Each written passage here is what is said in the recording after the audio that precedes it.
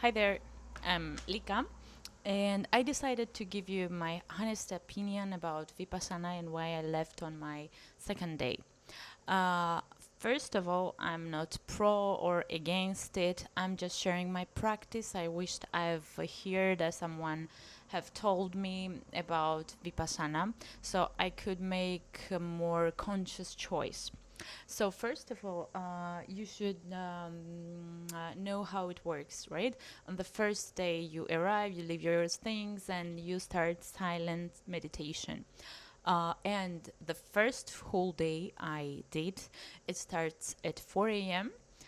and it's up to 10 or 11 hours of meditation, like 1 hour and a half, then break, then lunch or the snack time, but in total you have time to speak with teachers if you have some concerns, some doubts or whatever.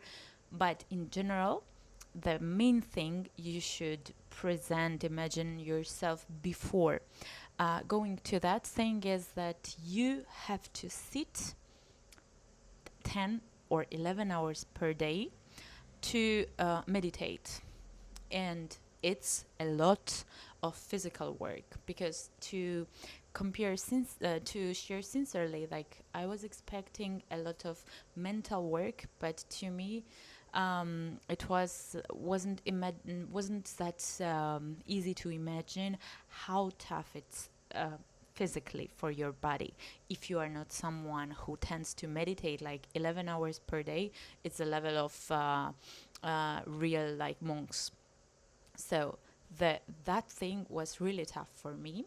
And the second thing is also like the voice of the Guika, if I'm pronouncing correctly, the founder of this Vipassana meditation. And you enter and coming out of meditation every time listening his voice. And it wasn't really pleasant. You can Google his voice. It's like in the language of Pali. You are listening something you don't understand. Some recording made like many years ago, not a good quality, and has, I don't know. To me, it has kind of not pleasant thing, let's say. So it wasn't helping, not concentrating, I wasn't understanding the word. So to me it was kind of not a very good feeling. I'm just sharing my raw experience, okay? And also one thing is that you can't do some stretchings, you can't do exercise based on code of conduct. It's prohibited to do some physical working, stretches, yoga, even though after meditating 11 hours per day, you need that, you know? So also, by the end of the first day, they show you the video of Goenka, the founder of this meditation, who honestly explains the process. So within he explains that as a surgery that you are doing, but mental surgery. And he explains that, for example, right now on a first day you feel tired, and that's okay. But after a first day, for example, when you sit on the posture of meditation, you can't even change the posture, okay? So it means a lot of pain, like physical, mental, whatever.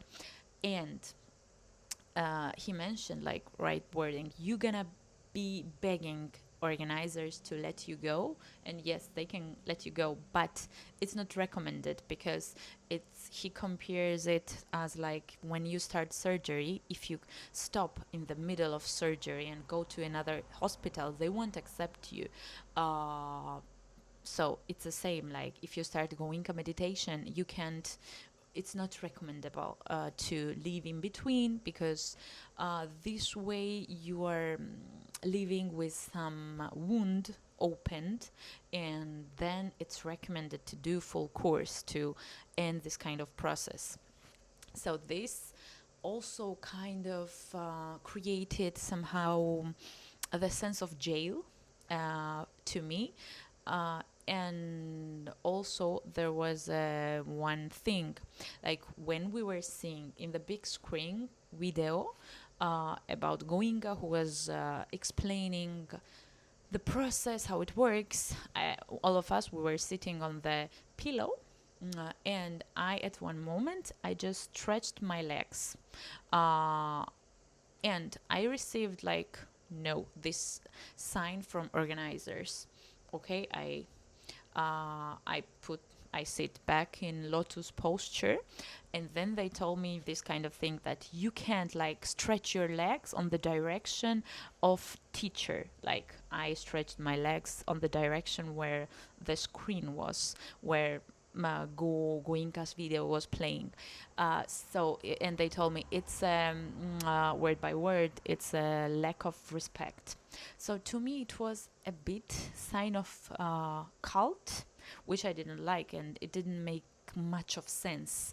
This kind of rule that it makes it shows lack of respect and so on.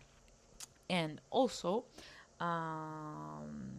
coming after after all, after first day, when you can't do any physical activities, like it's from 4 a.m. till 9 p.m. you are all the time meditating with small breaks, and there are like lunch and breakfast breaks. And after that you have like 1 hour you can take some walk and spend time as you wish. And in my case, I walked and I was all right. I just had this recognition that yes, it's tough, but I remember that when I fell asleep, few hours later, I woke up with a huge back pain, and I took one painkiller. It didn't work, and it somehow put me in some alarm mode. Also, given the fact that with time it goes more intense, I realized that if I by the end of the first day I feel that difficult, like all my lower back and arms, shoulders, I like everything was in pain, because like 12 hours or 11 hours per day, it's a lot. I was feeling, oh my god, like how I gonna survive the rest of the course?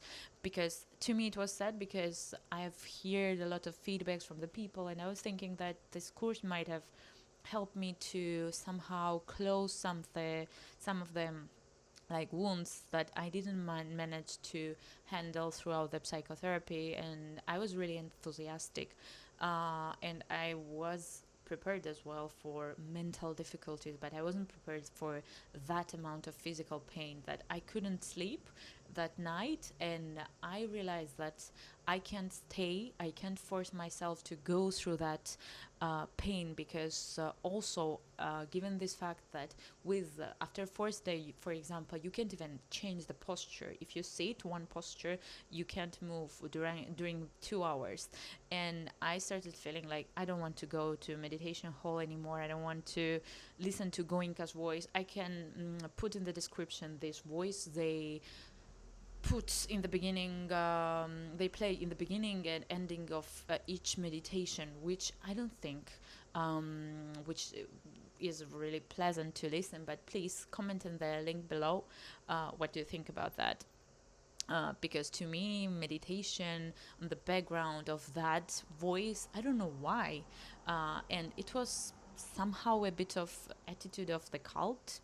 No offense, and let me think what you let me know what you think. Comment below, and that's it. Like I realized that I can't, because if I by the end of the first day I feel that amount of pain, in total there was 12 days to survive. So I first thing for at 4 a.m. when the rings, I went to book look facilitators, and I talked to the teacher, the one who is in charge, if you have some questions or if you want to leave and so on. So I told him that I was feeling like break physically, and it broke me mentally, and my anxiety went higher, because knowing that, for example, after fourth day you can't even leave, and I realized I don't want to put myself through that amount of pain. And we talked with teacher, and she agreed that maybe it's better to go right now.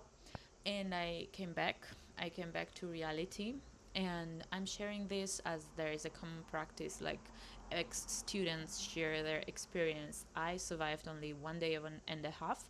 I entered on Wednesday, and on Friday I left this Vipassana center, and I'm sharing that experience to for the people who are going to go.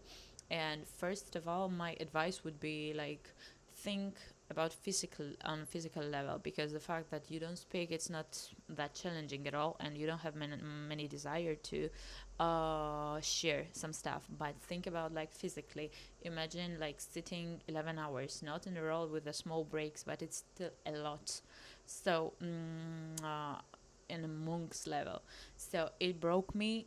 Unfortunately, I had been looking forward for this experience for a long time, but unfortunately, it didn't work out well. And I'm sharing that so you could maybe listen. There might be some people who have been considering that might help you to think whether or not you could take your chance. But in general, yeah, that's true that every person is individual. Every person's tolerance is different towards pain. In my case, it was a lot of suffering, a lot of difficulty to sit in the same posture and so on. So I decided to share my experience, and I hope that might be useful for some of you who are considering. And let me in the comment what you think, if have you done or you're going, any comment you would be. And no offense, no, it's just my personal experience, and I'm sharing that because I wish I could have heard, because before I've heard stories only people who from people who done Vipassana and a lot of benefits and how it benefits in their life and so on, and it was my main motivation as well. But in unfortunately, it was a really tough experience who broke me physically, and it involved my mental state as well. And I came back very happily to my reality, and I'm just sharing that, and let me know what you think. Good luck.